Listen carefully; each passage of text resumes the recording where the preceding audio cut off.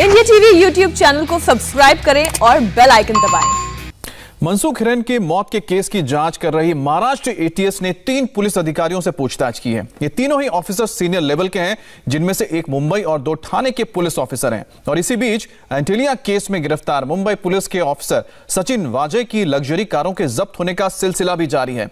NIA ने 2 और luxury car जब्त की है, जिसमें से कई अहम सुराग भी मिले हैं। महज 50,000 की सैलरी होने के बावजूद भी मुंबई पुलिस का असिस्टेंट पुलिस इंस्पेक्टर सचिन वाजे ऐसी लग्जरी गाड़ियों में घूमता था जिनकी कीमत 50 लाख से लेकर 1 करोड़ रुपए तक है। एंटीलिया कार में बारूद केस में अब तक की जांच में जो सामने आया है, उसके मुताबिक सचिन वाजे ने अपने मंसूबों को कामयाब करने के लिए कम से कम 5 लग्जरी गाड़ियों का इस्तेमाल किया। इनमें से एक land cruiser Prado, 2 Mercedes, 1 Innova और 1 स्कॉर्पियो है।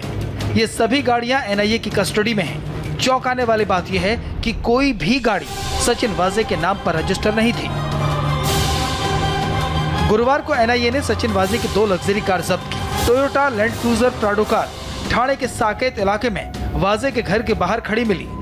इसके अलावा कल एक मर्सिडीज कार भी जब्त की गई, लेकिन ये साफ नहीं कि ये कहां से मिली। एनआईए की टीम ने साकेत सोसाइटी से उस लैंड क्रूजर को जब्त किया है जो सचिन वाजे की सोसाइटी में मिली है। साकेत सोसाइटी में सामने जो आप तस्वीर देख रहे हैं, ये वही लैंड क्रूजर कार है। और इसी लैंड क्रूजर की तलाशी के दौरान एनआईए की टीम को वो कुर्ता मिला है, वो कपड़ा मिला है जो पहनकर जो एंटीलिया के बाहर सचिन वाजे नजर आए थे। और उसके बाद में उस कपड़े को उन्होंने इस अपनी कार में छुपाकर रखा हुआ था। इसके अलावा एक दूसरी जो है वो मर्सिडीज कार भी जब्त की गई। ठीक बगल में आप देख सकते हैं। इंडिया टीवी के संवाददाता राजीव सिंह ने सफेद लैंड क्रूजर की तफ्तीश की। पता लगा कि लग्जरी कार शिवसेना नेता विजय गणपत भोसले की है। विजय गणपत भोसले रत्नागिरी जिले के गुहानगर से शिवसेना के टिकट पर चुनाव भी लड़ चुके हैं। इंडिया टीवी ने जब भोसले के परिवार से संपर्क किया तो उनके बेटे गणेश सामने आए। उन्होंने बताया कि लैंड क्रूजर कार उन्होंने OLX पर बेचती थी। उनका यह भी कहना है कि वह सचिन वाजे को जानते तक नहीं। मैंने 2 साल पहले ये गाड़ी बेच दी है। अच्छा, किसे बेची थी सर आपने और कब बेची थी? OLX क्रैश माई कार करके एक कंपनी है, तो हमने दी थी ये गाड़ी। तो आपने OLX को बेची थी क्या? सचिन वाजे तक कैसे पहुंची, या सचिन वाजे को आप जानते थे, ऐसी कोई जानकारी? ये कैसे हो सकता है सर? हम तो कांदिवली में रहते हैं, हमारी गाड़ी अभी किसको देंगे, कहाँ देंगे, ये तो पोर्टल ओनर को मालूम। OLX क्रैश माई कार, उनका बिडिंग सिस्टम रहता है, सामने कौन गाड़ी ले रहा है उसके बारे में किसी को पता नहीं रहता है। To protect the interest of the buyers and to protect the interest of the sellers. Antilia के बाहर विस्फोटक केस की जांच एनआईए कर रही है, जबकि मनसुख हिरेन केस की जांच महाराष्ट्र एटीएस कर रही है। लेकिन जांच के बाद ऐसा लगने लगा है कि एंटीलिया केस के साथ साथ मनसुख की मौत का संबंध सचिन वाजे से है। ऐसे में महाराष्ट्र एटीएस मनसुख हत्या केस में सचिन वाजे की कस्टडी चाहती है। आज एटीएस को कोर्ट में सचिन वाजे की फाइल की गई अग्रिम जमानत की अर्जी पर जवाब देना है। इसी दौरान एटीएस कोर्ट से वाजे की कस्टडी की अपील कर सकती है।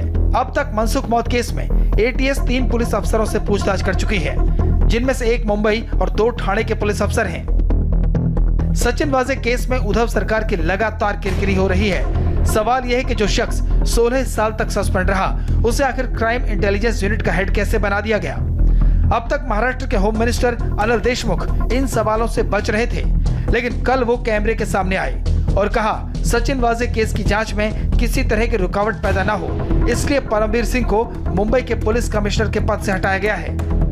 उसकी जांच एनआईए और एटीएस कर रही है और बहुत ही प्रोफेशनली कर रही है। ये जांच में जो भी बातें आगे आएंगी वो हिसाब से कार्रवाई की जाएंगी, नंबर 1। नंबर 2, उनकी जांच में कुछ बाधा नहीं आना चाहिए करके वहाँ के पुलिस कमिश्नर ऑफिस के हमारे जो कुछ उसमें हमारे जूनियर अधिकारी और बाकी जो भी कुछ अधिकारी, उसमें उनकी बाधा नहीं आना चाहिए और अच्छी तरीके से इंक्वायरी होना चाहिए। उसके लिए माननीय परमवीर सिंह साहब को वहाँ से हटाया गया।